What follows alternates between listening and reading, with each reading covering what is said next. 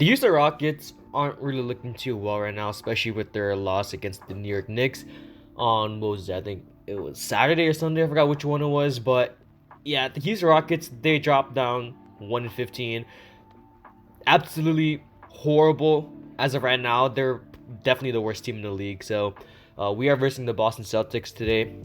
Hopefully we can bounce back. They don't have Jaylen Brown. Hopefully, Jae'Sean Tatum has been playing pretty well as of late, but in the overall scheme of things, I think the Rockets are looking to bounce back today. Hopefully Kevin Porter Jr. comes back today, and today we're gonna break down the game, talking about the Rockets and seeing if they could win this game and moving forward, what's going to be happening. So, what's up? I'm JDC. I'm finally back on the grind. It's been a while. I don't know. The Rockets haven't been too interesting lately, so I've been trying to find some motivation to make some videos. And I don't know. I feel like it's going to be a pretty great game today. Hopefully, with Jaylen Brown out, it's going to be a little bit easier for Jalen Green or KPJ, if he plays to, score the ball. So, yeah, KPJ is listed as day-to-day, so hopefully he does play today. Just really gonna see what's gonna happen. But yeah, if you guys like NBA/Rockets content, I do that right here. So I'd appreciate it if you guys drop a like, press the sub button. We're trying to get to 1K by the end of Christmas, so I'd appreciate the support if you guys drop a like and press the sub button. But yeah, the Rockets, as of late, they haven't been playing too well. So looking at the last game against New York, we looked pretty great in the first, I want to say, 2 quarters.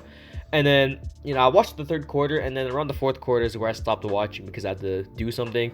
I usually play basketball every probably like 2 times a month. I usually play basketball with a bunch of other people. So I had to leave, and I couldn't watch the fourth quarter. But I did watch around like 2 minutes of it, and in those 2 minutes, it was not looking too great. Already some turnovers, a lot of missed shots. And, the thing about the Rockets is that we're never able to close out games.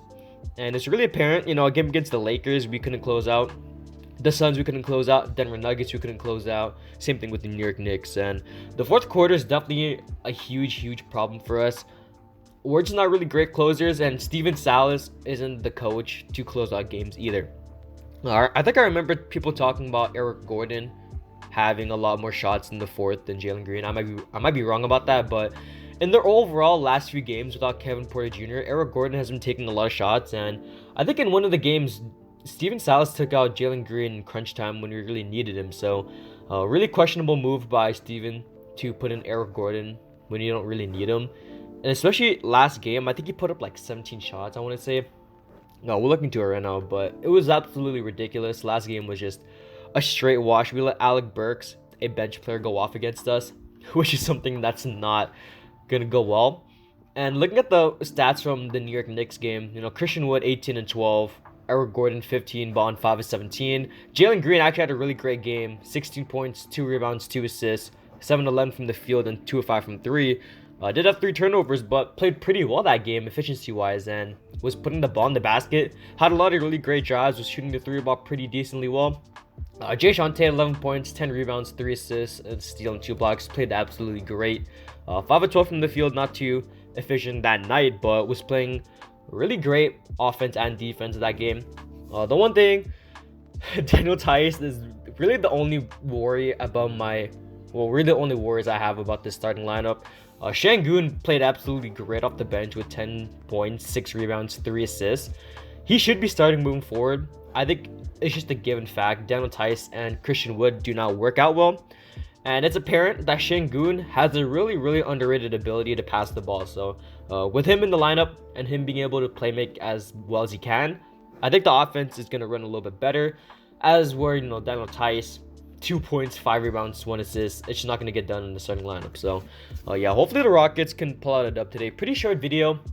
I've been having some problems trying to get some clips, and you guys been watching the same clips, so I'm probably going to be using some pictures, maybe some moving pictures, but I'm not sure what I'm going to be doing. But yeah, hopefully the Rockets can pull out a win against the Boston Celtics tonight. I really do believe we can move up to 2-15, but I think it's a really winnable game tonight. They are without, I want to see it. Let's see the injury report, but yeah, they are without Robert Williams. Dennis Schroeder and Josh Richardson are both day-to-day, so they're probably going to be playing today. Not guaranteed, but Robert Williams out is actually a really great thing for us because he's actually a defensive monster. And then over the season, I think he's averaging like a block.